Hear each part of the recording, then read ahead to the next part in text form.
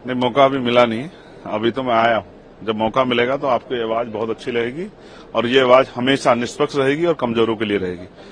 मैं उनकी आवाज हूं जिनको इंसान भी नहीं माना गया है, जिनको जानवर मान के उनको तमाम तरह सामाजिक आधार पर, आर्थिक आधार पर कुचला गया, मैं उनकी आवाज हूं। और मैं विश्वास दिलाता हूं कि जब तक चंद्रशेखर पार्लियामेंट में है, हर जुल्म जाति के खिलाफ आवाज उठेगी और सरकारों से जवाब मांगा जाएगा, चाहे वो स्टेट की सरकार हो चाहे केंद्र की सरकार हो। जो भी सरकार संविधान के विरुद्ध में जाके आम जनता के विरुद्ध में कोई भी काम करेगी, उनसे जवाब मांगा जाएगा। और मैं स्पष्ट हूं कि हमें जिन लोगों ने भेजा है उन लोगों की आवाज उठाना हमारी जिम्मेदारी है, तो हम उसको पूर्ण रूप से निभाएंगे, चाहे वो नौजवान हो, चाहे किसान हो, महिलाएं हो या वंचित वर्ग का कोई भी तबका हो। या जिस तरह से कई सूचनाएं हमारे उसमें, जैसे बाबा साहब अम्बेडकर की स्टैच्यू जो है उसको हटाया गया है, उसको वहां से अलग किया गया है। मैंने उस पर भी जो है लोकसभा अध्यक्ष जो है उनको मैंने लेटर लिखा था कि भाई आप इस पे जो है संज्ञान लें और ये ठीक नहीं है। तो मेरा पूरा प्रयास रहेगा कि जो भी यहाँ कानून बनेगा और वो कानून अगर उसमें कोई खामियां होगी तो हम लोग उसमें कोशिश करेंगे कि उसका विरोध दर्ज करा के उसमें सुधार कराएंगे, सरकार का ध्यान आकर्षित करें।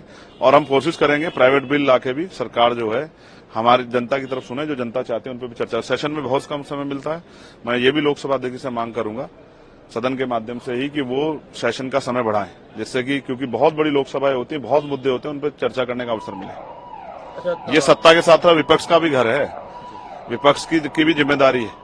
तो सत्ता पक्ष जो है सिर्फ अपने लोकसभा सांसदों के बारे में न सोचे, उनके क्षेत्रों के, तो विपक्ष को जो जहां जीत का है उसके उनके बारे में सोचना है। मेरे जैसे लोग व्यक्ति के क्षेत्र के बारे में सोचना चाहिए।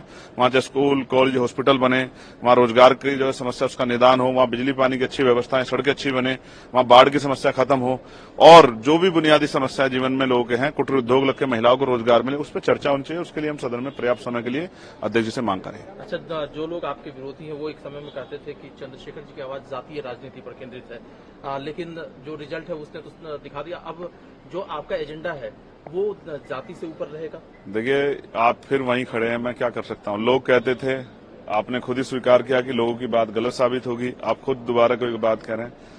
मैं संविधान को मानने वाला व्यक्ति हूं, मैं जाति के बैरियर में नहीं हूं। मैं जातिविहीन समाज की स्थापना के लिए, ये मेरे लक्ष्य में भी है और ये एक मजबूत उद्देश्य भी है इस देश को तरक्की करने का।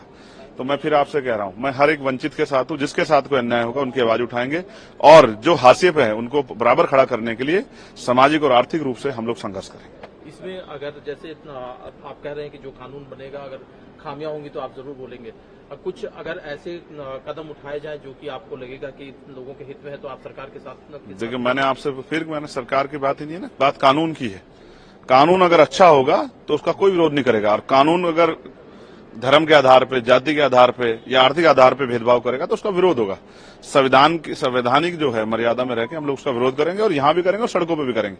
अगर कुछ भी गलत होगा, अगर कुछ अच्छा होगा उसकी समीक्षा होगी, और जो अच्छा होगा उसका कोई विरोध नहीं करता है, लेकिन अगर कुछ गलत होगा तो